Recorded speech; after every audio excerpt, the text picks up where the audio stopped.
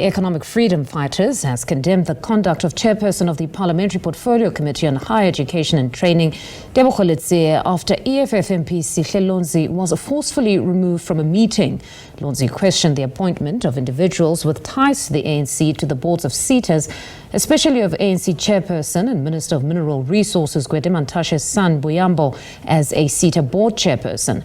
Committee Chair Tebogo Letsie spoke to SABC News, giving his account of events. Yesterday was convened to get a briefing from the department on what is it that they would have done in implementing the forensic investigation from Duja at construction SETA. And then when the meeting started, I indicated to members that I have received 2 letters from 2 political parties who are serving in our committee, one from Honorable Khakhaw of the DA and one from Honorable Sihle Lonzi of the MKP, and they were asking if the list that, or the so-called leaked list that is doing the rounds, if it's true. Yeah. I responded to members and indicated that we have not received any list of anybody who's appointed at the SETAs,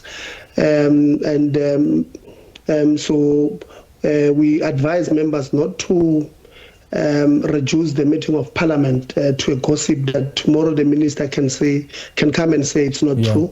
So the meeting then deliberated on the matters and agreed that I must write to the minister, which I did whilst in the same meeting, indicated to her that she must give us or release the list if she has appointed by Monday, 19 February. The committee agreed that we will then not speak on this matter. We'll continue with discussing the matters of the day, which was on the agenda, which was adopted. Sihle Lonzi, Mr. Lonzi was not in the meeting at the time.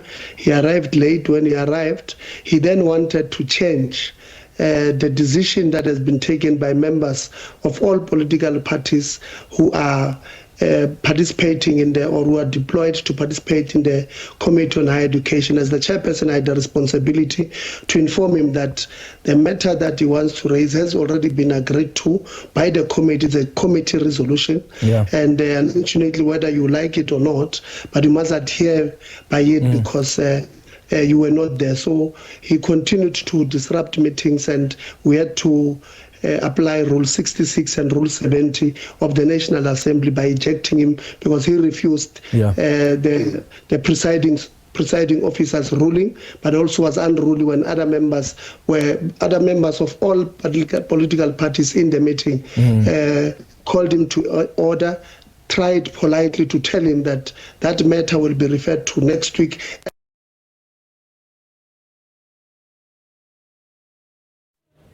All right, joining us to discuss this further is EFF MP Sihle Lonzi. Good evening, Sihle. Thank you very much for joining us on the late edition. Now, your ejection from Parliament has received mixed views, but judging by what we've seen, a greater number of people have lauded you for standing your ground, demanding that the DG speak for himself.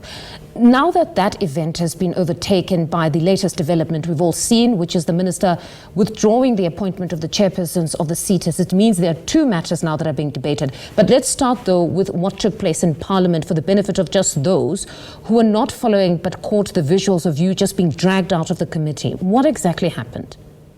No, thank you very much, and good evening to the viewers at home. Look, the chairperson of the Portfolio Committee of Higher Education clearly doesn't understand Parliament rules, clearly doesn't understand the mandate of Parliament. The role of Parliament is to hold the executive accountable. The role of Parliament is to hold the entities, the Department of Higher Education and all the SETAs accountable, not to protect them, not to be their bodyguards, not to be their spokespersons, not to be their lawyers. Now, anyone who goes and watches, because it's on YouTube, the live stream of the parliamentary session, will see that I put it to the Director General of Higher Education, a very simple question, which I'm allowed to ask. I get to be surprised when the chair says, no, there was an agenda, you are not. There is nothing that the chair can tell me what to ask members of the executive. He can't. Let's I always then make the example and say, pardon me, just to delve deeper, let's speak about that question that you posed. Because when looking at that YouTube video, it seemed as though the two of you were speaking past each other. The chair seemed to have held the view that you didn't understand that legislatively the DG does not appoint board chairs. But when we were listening to you, it seemed as though you merely wanted him to first confirm that chairs have been appointed. Then you would probably proceed to follow up on asking the names of those appointed. firstly, if the people of South Africa read the Act, which the chair clearly has not read, they will see that the chairs of boards of SETAs actually account and report to director generals. That's the first point. But secondly, it was not the responsibility of the chairperson to respond on behalf of the DG who was sitting right across me.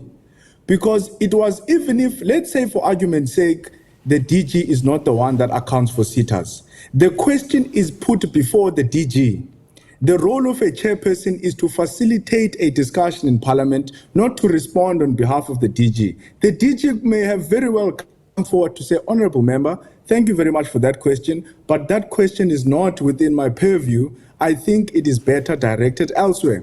But what becomes nefarious, what becomes incorrect and unethical is for the chair to not even put the question to the DG. Now, the DG most certainly is aware of the process of appointment of SETAs. As I have said, if you read the Act, you will see that the chairs actually account to the DG.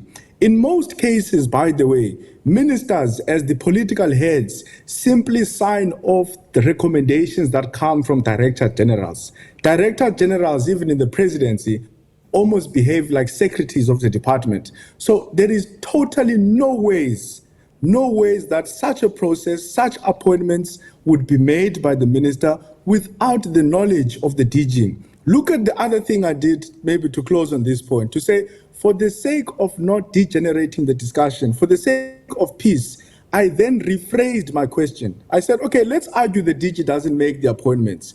I then rephrased my question and said, DG, are you aware of the appointments which were made to the SETAs? Even then, you have got an irresponsible chair who comes in and wants to respond on behalf of the DG. Mm-hmm. Now, the question that the people of South Africa must ask is, why was the chair speaking on behalf of the DG? Mm-hmm. The DG was there. Now, the chair has spoken. He could have spoken for himself. He could have responded. Mm-hmm. Now, the chair has attempted to answer that question. He was interviewed by my colleague Clement Manyatel. I'm sure you saw that clip last night where he explained that the department was appearing on a different matter. But then two letters were received, one from the Democratic Alliance and the other from the MK Party, where they made it known that they intended to ask about the list that has been doing the rounds around the chairpersons of SETA boards. Now, the chairperson of the committee says they all agreed that they wouldn't ask the department to address the rumors, as he framed them as, but he would write to the minister on that matter. And he said you were late, so you didn't sit in on that meeting. But had you been there, would you have supported the position of not seeking clarity on the spot when you have persons who can dismiss a so-called rumor, if you will? Firstly, as an individual member of Parliament, I don't account to any pre-caucus that takes place between the chair and any of the other members. When we are addressed in Parliament, and we see this even with the Speaker, all members of Parliament are addressed as individual members of Parliament. Even members that come from the same political party, by the way, they are not addressed as a group.